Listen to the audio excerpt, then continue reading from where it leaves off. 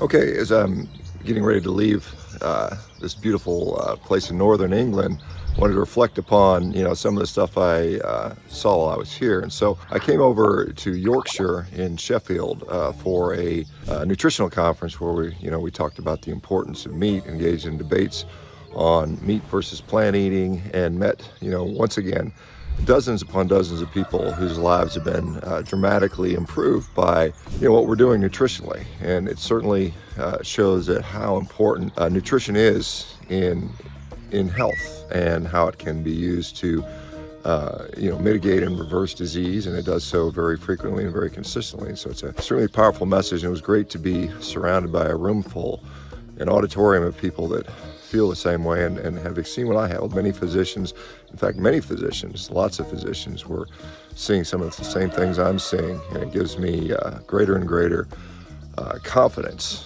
to continue to do what I'm doing and what I'll be doing in the future. And I just wanted to, my gracious host, Dr. David Unwin, who is has been a proponent of nutrition and particularly low carbohydrate diets in his population, and taking care of his fellow countrymen throughout this region of England, has been a champion for this cause, and very formidable, in fact. And so it was a pleasure spending time with him. And he's a great source not only of nutrition and health knowledge, but he is also a tremendous naturist. And so we went on many, many walks together, and I'll remember them for quite a long time, and hopefully get to do more of them with him.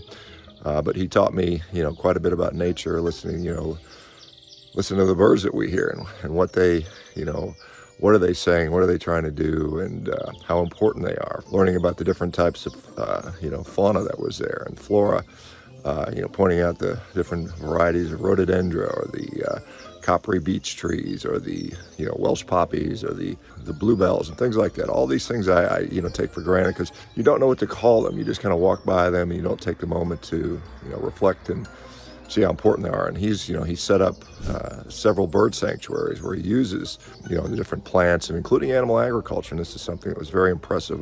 Particularly around Cumbria, the Lake District of England, where we spent some time in Ambleside, and seeing this to thousands upon thousands of sheep. They just lambed, and it's May out here, so it's beautiful, and the countryside is incredibly green. It's these verdant, picturesque landscape, that's been maintained this way for literally thousands of years, heavily incorporating the use of animals into the countryside, as they're incredibly vital and important to the health of the ecosystem. And so the lambs on the field, the cows in the pasture, here we got the little cockerel talking to us this early in this morning. It's about 5:30 in the morning, but it was a really, really enlightening experience, and seeing how important it is, and then having the opportunity to visit some of the local butchers and, eat at the butchers.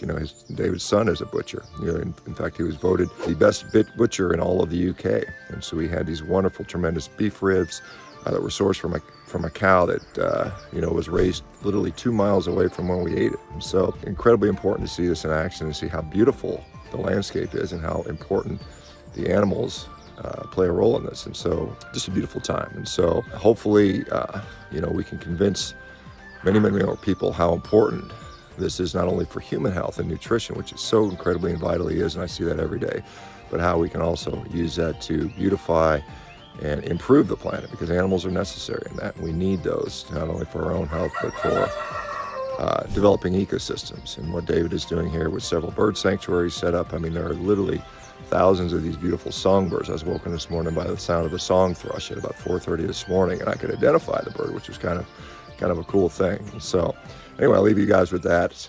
More to come. You guys take care, and hopefully one time you get to visit this beautiful part of the world.